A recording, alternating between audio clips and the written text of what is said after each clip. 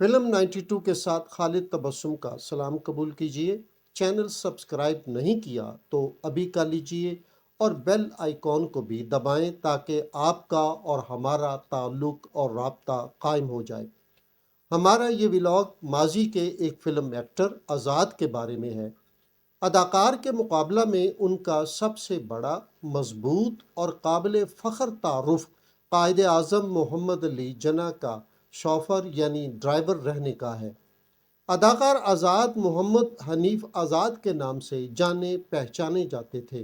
School کے زمانہ میں وہ صرف محمد حنیف تھے۔ وہ 16 اکتوبر 1916 کو دہلی میں ایک شیخ خاندان میں پیدا ہوئے جو قریشی کہلاتا تھا۔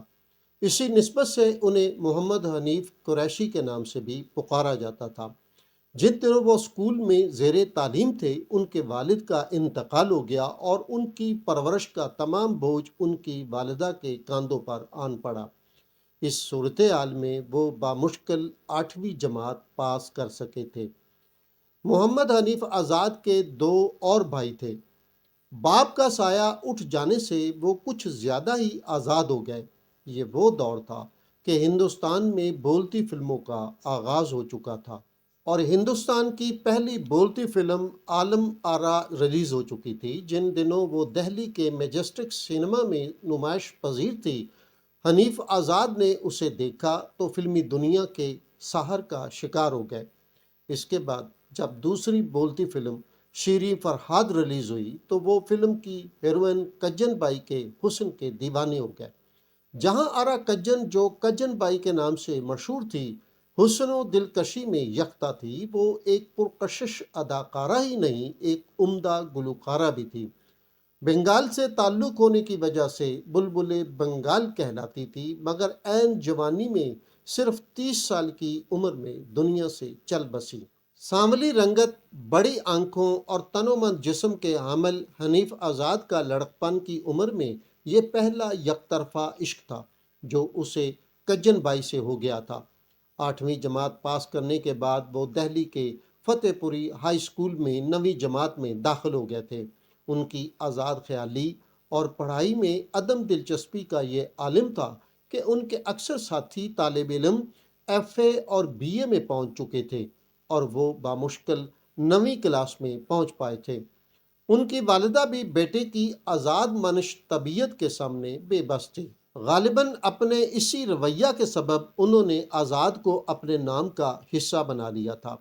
جن دنوں ان پر کجن بائی کو چاہنے کا بھوت سوار تھا، انہیں فلموں میں کام کرنے کا شوق بھی ہو گیا۔ دہلی کی ایک مشہور کاروباری شخصیت عبدالوہاب، جو سگریٹ کے کاروبار سے منسلک تھے، کہ چھوٹے صاحبزادے سعید ان کے ہم جماعت تھے۔ اتفاق سے سعید کے بڑے بھائی کی شادی کلکتہ میں طے پائی تو اس نے اسکول میں 10 دن کے لیے چھٹی کی درخواست دی تو آزاد کے دل میں بھی کلکتہ جانے اور وہاں کی فلمی دنیا اور کجن بائی کو دیکھنے کی خواہش مچلنے لگی، جس کا اظہار انہوں نے سعید سے کیا تو اس نے آزاد کو نہ صرف شادی میں شریک ہونے کے لیے اپنے ساتھ کلکتہ لے جانے بلکہ اس کا ٹرین کا ٹکٹ لینے کا وعدہ کیا۔ یوں انہوں نے بھی اسکول سے چھٹی لے لی اور والدہ سے کچھ پیسے لے کر طے شدہ دن کو سعید اور ان کے خاندان کے لوگوں کے ساتھ کلکتہ جانے والی ٹرین پر سوار ہو گئے۔ یہ 1933 کا زمانہ تھا۔ کلکتہ پہنچنے کے بعد ایک روز انہوں نے سعید کے کزن کو ساتھ لیا اور کلکتہ کے علاقے ٹالی گنج میں واقع ایک فلم اسٹوڈیو پہنچ گئے، جہاں وہ اسٹوڈیو کے سامنے ایک ڈھابے پر بیٹھ کر اسٹوڈیو کے اندر جانے اور کجن بائی کو قریب سے دیکھنے کی ترکیبیں لڑانے لگے۔ یہاں پر انہیں معلوم ہوا کہ اسٹوڈیو کے باہر جمع ہونے والے اکثر لوگوں کو روزانہ کی اجرت پر فلم کی شوٹنگ میں ایکسٹرا کے طور پر بھرتی کر کے اسٹوڈیو لے جایا جاتا ہے۔ اسی دوران کجن بائی گاڑی پر آئی جو تیزی سے اسٹوڈیو میں داخل ہو گئی اور آزاد اس کے مکمل دیدار سے محروم رہے۔ پھر وہ ایکسٹرا کے طور پر بھرتی ہونے کے لیے ہاتھ پاؤں مارنے لگے۔ اگلے روز وہ پھر اسی آس میں وہاں آئے۔ وہیں پر ان کی ملاقات چند ایسے لوگوں سے ہوئی جو ایکسٹرا کے طور پر بھرتی ہو کر اسٹوڈیو میں جا کر فلموں میں کام کرتے تھے۔ ادھر شادی کی رسومات اور تقریبات شروع تھیں۔ ادھر وہ کلکتہ کے فلم اسٹوڈیوز کے چکر لگا رہے تھے۔ شومیہ قسمت آزاد کی ایکسٹرا میں بھرتی نہ ہو سکی۔ شادی پایا تکمیل تک پہنچ گئی اور اسے سعید اور ان کے گھر والوں کے ساتھ نامراد دہلی واپس آنا پڑا۔ آزاد بدستور کجن بھائی سے ملنے اور فلموں میں کام کرنے کے خیالات کے زیر اثر رہے۔ اسی دوران اس کے ساتھی طالب علم امتحان کی تیاری میں مصروف ہو گئے۔ جیسے تیسے کر کے آزاد نے بھی سالانہ امتحان میں حصہ لیا، جس کے بعد اسکول میں 15 روز کی چھٹیاں ہو گئیں اور ان پر کلکتہ دوبارہ جانے کا بھوت سوار ہو گیا۔ چنانچہ انہوں نے کلکتہ ٹھہرنے کا انتظام کرنے کے بعد والدہ سے کچھ رقم لی اور ٹرین پر سوار ہو کر کلکتہ آ گئے۔ جب وہ اسٹوڈیو کے باہر پہنچے تو ان کی ملاقات پرانے دوستوں سے ہوگی، جن کی مدد سے رات کی شفٹ میں آزاد کی بھرتی ہوگی۔ اس طرح وہ اسٹوڈیو میں داخل ہو گئے اور وہاں بنائی جانے والی فلم میں دوسرے ایکسٹرا لوگوں میں شامل ہو کر فلم کے سین فلم بند کرانے لگے۔ پھر یہ سلسلہ چل نکلا اور انہیں کلکتہ میں قیام کے دوران متعدد فلموں میں نہ صرف ایکسٹرا کے طور پر کام کرنے کا موقع ملا، بلکہ کئی فلمی ستاروں کو قریب سے دیکھنے کی خواہش بھی پوری ہوئی۔ ایک فلم میں انہوں نے اداکارہ زبیدہ کے ساتھ چند سین بھی پکچرائز کرائے۔ وہ کلکتہ میں جس شخص کے ہاں قیام پذیر تھے، جب اس کو ان کے فلموں میں کام کرنے کا علم ہوا تو اس نے ان کے ساتھ سخت ناپسندیدگی کا اظہار کیا۔ اسی دوران ان کی والدہ کا ایک سخت زبان میں لکھا خط آیا کہ ان کا اسکول کئی روز سے کھل چکا ہے، اگر وہ واپس نہ آئے تو اسکول سے نام خارج ہو جائے گا، جس پر انہیں مجبوراً واپس دہلی آنا پڑا، مگر اسکول سے ان کا نام کٹ چکا تھا۔ انہیں دوبارہ داخلہ لینا پڑا۔ پڑھائی میں ان کی دلچسپی واجبی سی ہو گئی، بلکہ وہ کرکٹ کھیلنے لگے۔ اگلے سال وہ فیل ہو گئے اور انہیں 9ویں جماعت دوبارہ پڑھنی پڑی۔ فلموں میں ایکسٹرا کے طور پر کام کرنے کے دوران ایک روز انہوں نے کجن بائی کو قریب سے بھی دیکھ لیا تھا، جس کے بعد ان کی دلی خواہش پوری ہو گئی تھی۔ وہ سحر انگیز حسن رکھنے والی اس فنکارہ سے بہت متاثر ہوئے۔ دہلی واپس آنے کے بعد انہوں نے مشہور اداکار غلام محمد کی فلم دیکھی تو اس کے گرویدہ ہو گئے۔ انہیں زندگی میں متاثر کرنے والی دوسری شخصیت غلام محمد کی تھی۔ چنانچہ اب وہ کجن بائی کے بعد غلام محمد کے پرستار ہو گئے۔ ایک مرتبہ مسلمانان ہند کے رہنما قائد اعظم محمد علی جناح دہلی آئے۔ آزاد ان کی استقبالیہ جماعت میں شامل ہو گئے، جس کے ذریعے انہیں مسلمانوں کے اس عظیم قائد کو دیکھنے کا موقع ملا تو وہ ان کی جادو اثر شخصیت سے اس قدر متاثر ہوئے کہ ان کے بھی عاشق ہو گئے۔ فلمی شخصیات سے کئی گنا زیادہ قائد اعظم نے انہیں متاثر کیا تھا، لہٰذا ایک مرتبہ پھر انہیں قریب سے دیکھنے اور بات کرنے کی خواہش آزاد کے دل میں گھر کر گئی۔ ادھر آزاد تواتر سے اسکول جاتے رہے، مگر ان کا دل پڑھنے میں کم اور کھیلنے میں زیادہ لگتا، جس کی وجہ سے وہ ہر بار فیل ہو جاتے۔ لگاتار 3 سال تک وہ ایک ہی کلاس میں رہے۔ پھر جب اسکول میں گرمیاں کی چھٹیاں ہوئیں تو انہوں نے چند دوستوں کے ساتھ آگرہ کی سیر کا پروگرام بنایا۔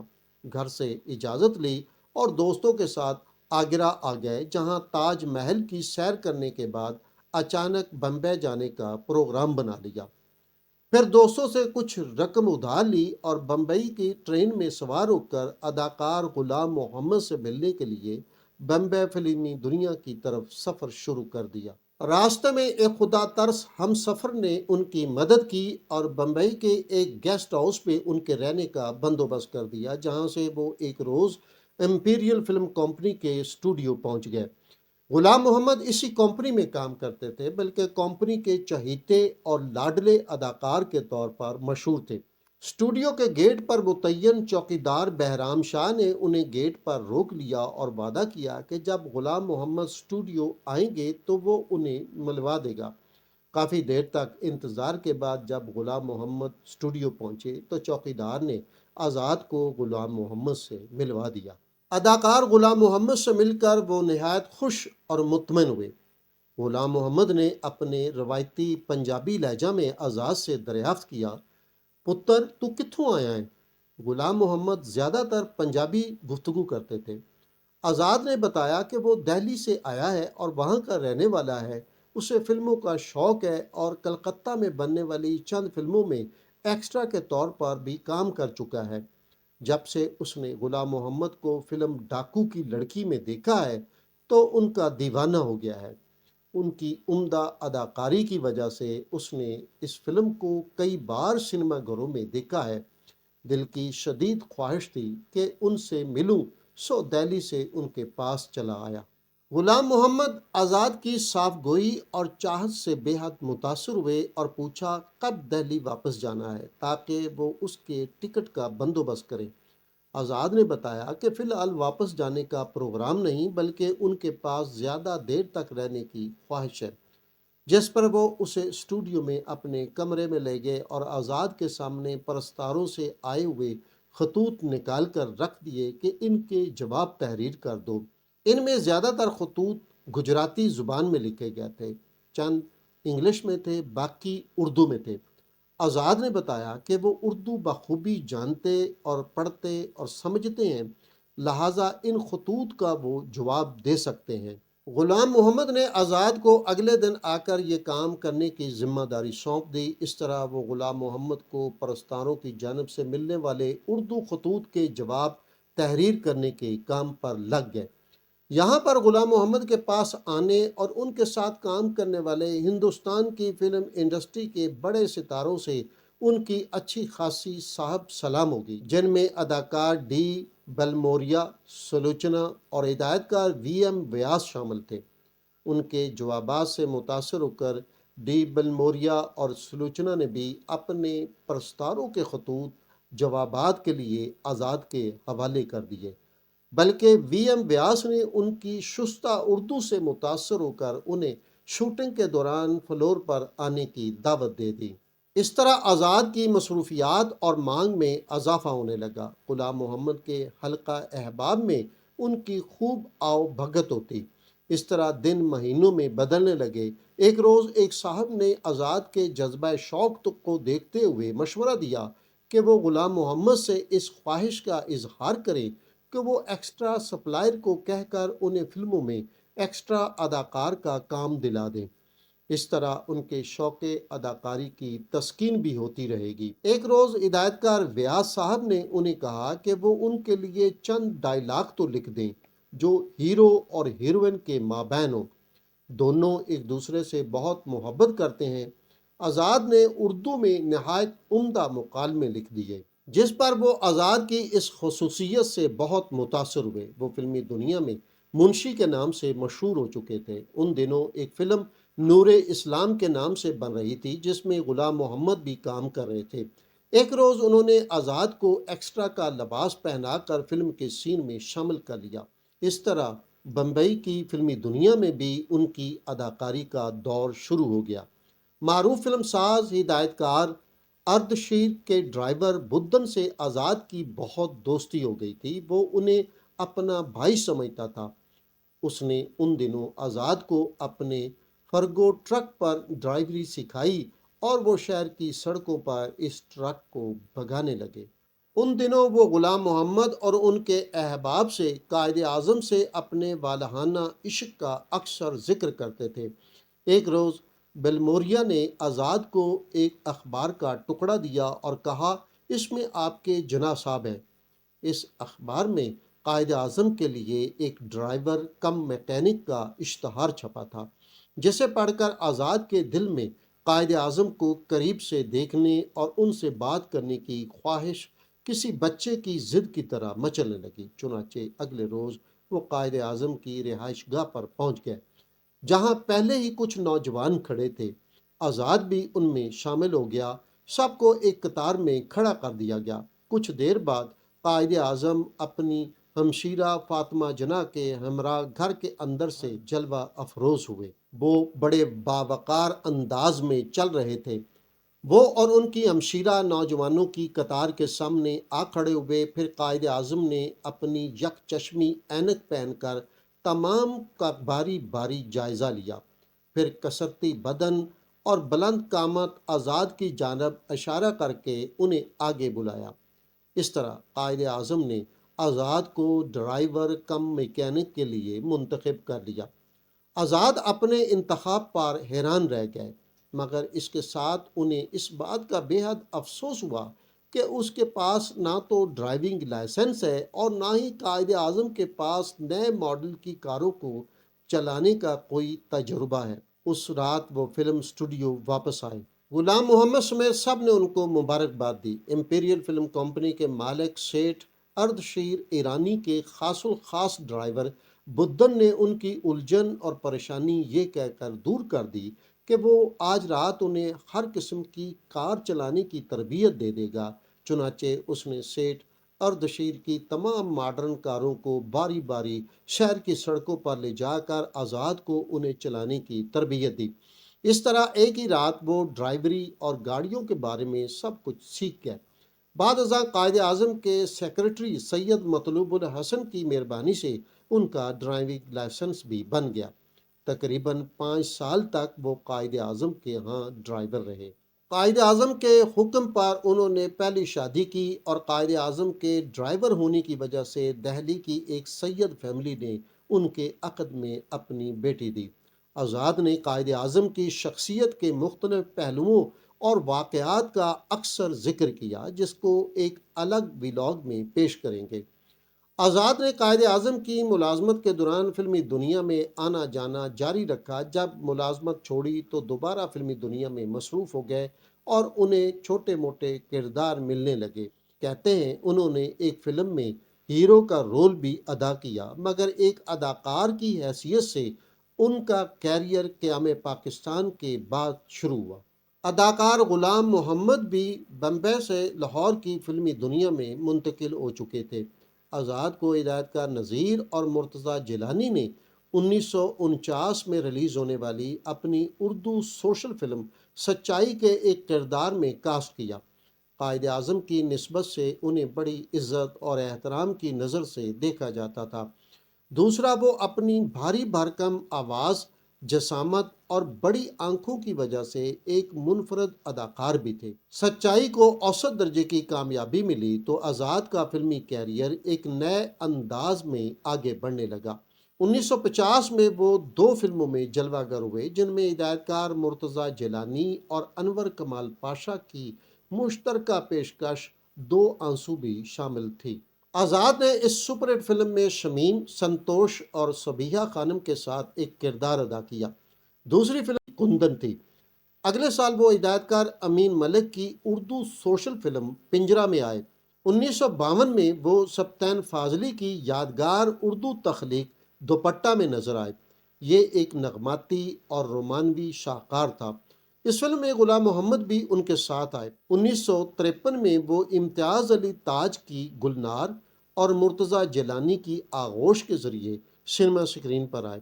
دونوں فلموں نے اوسط درجے کی کامیابی حاصل کی۔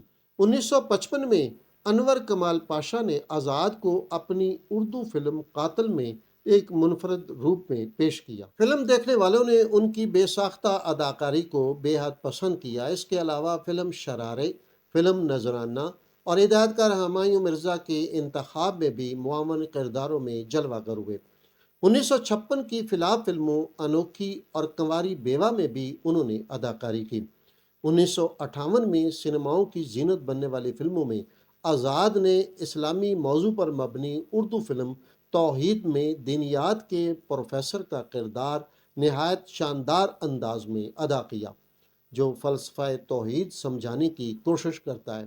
ہدایت کار عاشق بھٹی کی توحید میں ان کا ایک مکالمہ دینیات کا پیریڈ ہے، تم بھی دوسرے طالب علموں کی طرح نہ آتے تو کیا ہوتا، ہماری عادت پر صادق آتا تھا۔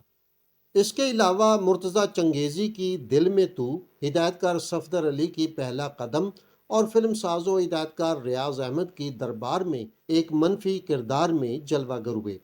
دربار ہٹ فلم ثابت ہوئی۔ 1959 میں وہ 4 فلموں فیصلہ، ہمت، گمراہ اور کوئل میں نظر آئے۔ ہدایت کار مسعود پرویز کی یادگار فلم کوئل میں انہوں نے ایک تھیٹر مالک کا کردار ادا کیا، جس کے تھیٹر میں فلم کی ہیروئن نور جہاں کام کرتی تھی۔ نور جہاں کے ساتھ ان کے مکالمے اور اداکاری شاندار تھی۔ یہ فلم مقبولیت کے حوالے سے ہٹ ثابت ہوئی۔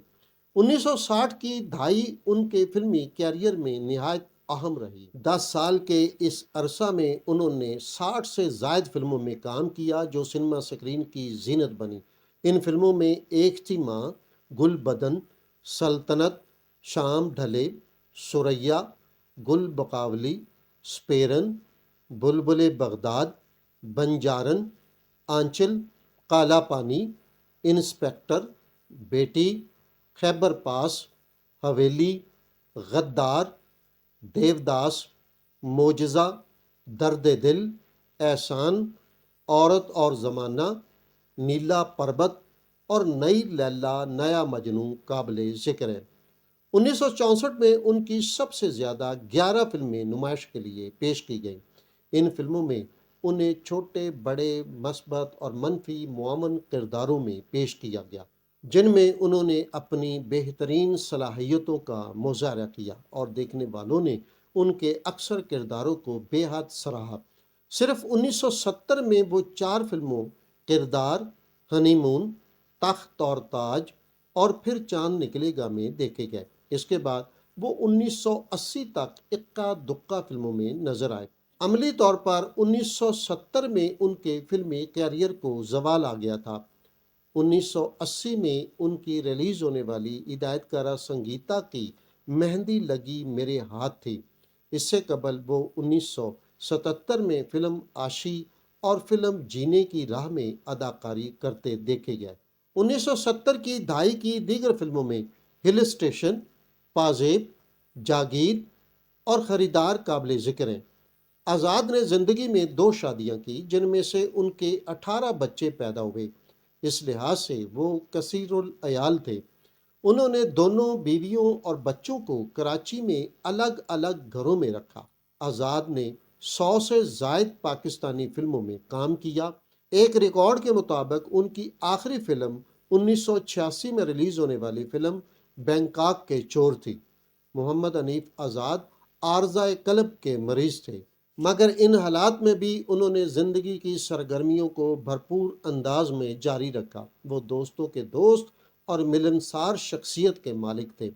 11 اور 12 ستمبر 1986 کی درمیانی رات کو انہیں طبیعت بگڑنے پر ہسپتال لے جایا گیا، جہاں وہ رات تقریباً 3:30 بجے انتقال کر گئے۔